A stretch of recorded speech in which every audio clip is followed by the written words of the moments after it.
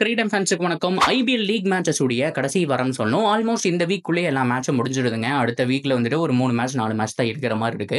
So அந்த வகையில் பார்க்கும்போது எந்தெந்த டீமுக்கு பிளே ஆஃப் வாய்ப்பு பிரகாசமாக இருக்கு. போன வீக் கம்பேர் பண்ணும்போது நான் ஒரு கம்பேரிசன் வீடியோ போட்டிருந்தேன்.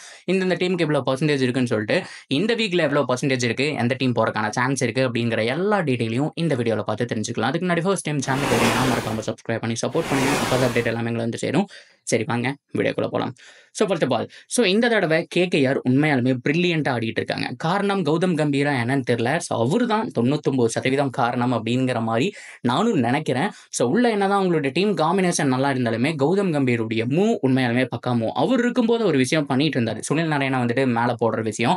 அதே தான் இப்போவும் சுனில் நரேன் ஓப்பனிங் பேட்ஸ்மேனா ஆனதுக்கு அப்புறம் போட்டு பிரிச்சுட்டு இருக்காரு. ஆக்சுவலா மற்ற டீமுக்கெல்லாம் ஒரு சின்ன ஸ்ட்ராட்டஜி தெரியுது இல்ல. சுனில் நரேன் ஒரு காலத்துல இதே மாதிரி தான் அவரும் கிறிஸ்லினும் சேர்ந்து பொழந்து கட்டிட்டு இருந்தாங்க. ஆனா அவருடைய வீக்னஸை கண்டுபிடிச்சு எல்லா டீமுமே அதை எக்ஸிக்யூட் பண்ணி அவரோட விக்கெட் எடுத்துட்டு இருந்தாங்க. ஒண்ணுமே கிடையாது, அது ஷார்ட் பால் மட்டும்தான். சுனில் நரேனுக்கு யாருமே ஷார்ட் பால் போடுறது கிடையாது. சிஎஸ்கே மட்டும்தான் அந்த ஸ்ட்ராட்டஜி ட்ரை பண்ணாங்க. அண்ட் இன்னும் 2-3 டீம் அதை பண்ணிட்டு இருக்காங்க. சுனில் நரேனுக்கு ஈஸியா ஷார்ட் பால் போட தூக்கிடலாம். பட் இருந்தாலும் அவர் அதுக்குள்ளேயே பவர் பிளேக்குள்ளேயே முடிச்சு கட்டிட்டு முடிஞ்ச அளவுக்கு ஒரு 40 இருந்து ஒரு 70-80 ரன் அடிச்சு கொடுத்துட்டு போயிடுறாரு. அண்ட் சால்ட்டும் பார்த்தோம் அப்படின்னா எக்ஸ்ப்ளோசிவா ஆடிட்டு இருக்காரு. இவங்க 2 பேர் போனா கூட மிடில் ஆர்டர்ல ஒருத்தர் நின்று ஒவ்வொரு பேட்ஸ்மேனும் 20-25 ரன் அடிச்சா கூட உங்களுக்கு ஈஸியா அந்த 200-250 அப்படிங்கிறத தொட முடியுது. இதுதான் கேகேஆர் உடைய ஸ்ட்ராட்டஜியா இருந்திருக்கு. அதுதான் வின்னிங் சீக்ரெட்டும் கூட. அதனாலதான் இப்ப நம்பர் 1 பொசிஷன்ல இருக்காங்க. என்ன பொறுத்த வரைக்கும் கேகேஆருக்கு இன்னும் 3 மேட்சஸ் இருக்குங்க. அதுல ஜஸ்ட் ஒரு மேட்ச் வின் பண்ணா போதும் அவங்க குவாலிஃபை ஆயிருவாங்க. எனக்கு கேகேஆரை பொறுத்த வரைக்கும் ஒரு 90% சான்ஸ் இருக்கு அப்படிங்கிறது நான் என்னுடைய கருத்தா இந்த இடத்துல ரெஜிஸ்டர் பண்ணிக்கிறேன். Okay, second Rajasthan Royals. இந்த ராஜஸ்தான் ராயல்ஸ் எப்பவுமே எப்படின்னா, போன சீசன் எத்தனை பேர் நோட் பண்ணீங்க அப்படிங்கிற விஷயம் தெரியல. நான் பல வீடியோல சொல்லிட்டேன். முதல் 7 மேட்ச்ல 5 இல்லைன்னா 6 மேட்ச் வின் பண்ணியிருந்தாங்க. அடுத்த 7 மேட்ச்ல 5 மேட்ச் பக்கம் லூஸ் பண்ணாங்க. அவங்க குவாலிஃபையே ஆக முடியாம எட்ஜில் வெளியில போனாங்க. நம்பவே முடியாத மாதிரி அவங்களுக்கு ஒரு சீசன் ரொம்ப மோசமா போச்சு. முதல் 7 மேட்ச் வேற லெவல் இருந்தாங்க. அடுத்த 7 மேட்ச் அப்படியே உல்டாவாயிடுச்சு. இதே மாதிரி இப்ப நல்லா வின்னிங் வேல போயிட்டு இருந்தவங்க 2 மேட்சா தடுமாறுறாங்க. ஜெயிச்ச மேட்ச் ஆகட்டும் அண்ட் தோத்த மேட்ச் ஆகட்டும், கடைசி வரைக்கும் ஃபைட் பண்ணாலும் அந்த ஒரு மேட்ச் அப்படிங்கிறத தோத்ததுக்கு அப்புறம் அவங்களுடைய பலவீனம் மாதிரி தெரியுது. ஆனா அவங்களுக்கு இன்னும் கம்ஃபர்டபிளா ஒரு 4 கேம் பக்கம் இருக்கு. அதுல அட்லீஸ்ட் அவங்க 2 ஜெயிச்சா கூட போதுங்க. பெருசா வந்துட்டு அலட்டிக்க தேவை கிடையாது. அந்த மாதிரி ஒரு சிச்சுவேஷன்ல தான் ராஜஸ்தான் இருக்காங்க. என்னை பொறுத்த வரைக்கும் 85% மேல அவங்களும் குவாலிஃபை ஆயிடுவாங்க அப்படிங்கிற மாற்றம் கிடையாது. இவங்க 2 பேர் வந்துட்டு கன்சிஸ்டன்டா இருப்பாங்க.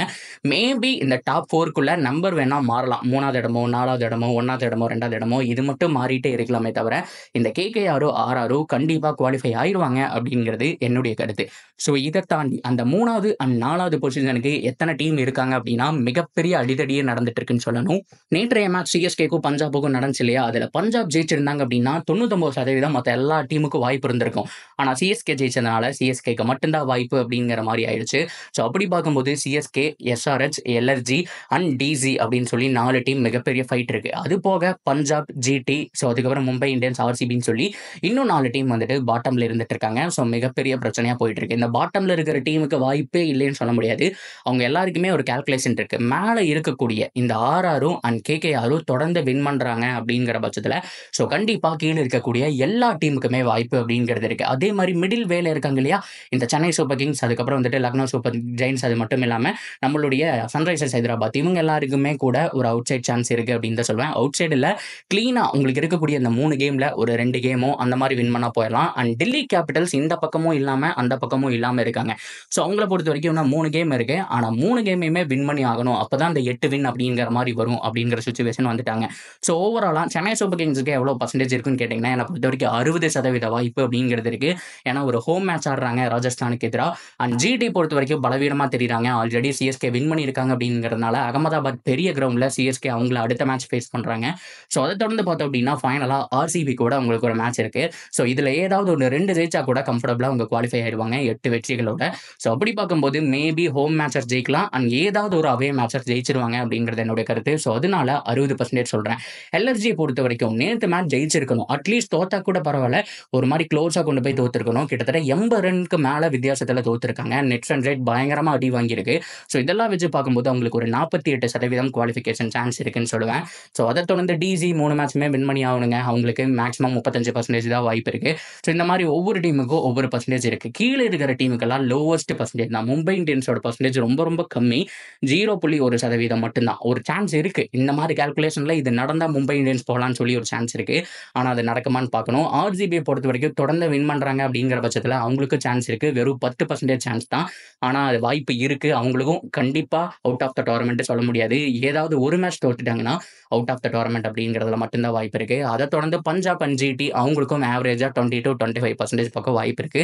இவங்க எல்லாருமே மேல போய் ஜெயிக்க போறாங்களா என்ன அப்படிங்கிறத பொறுத்து இருந்தா பார்க்கணும். ஸோ இந்த வீக் ரொம்ப இன்ட்ரெஸ்டிங்கா இருக்கும். ரிவெஞ்ச் வீக்னு சொல்லலாம். ரிவெஞ்ச் எடுக்கிறாங்க. அது மட்டும் இல்லாம லீக் மேட்சஸ் உடைய கடைசி மேட்ச் அப்படிங்கிறது வந்துட்டு நடக்க போகுது.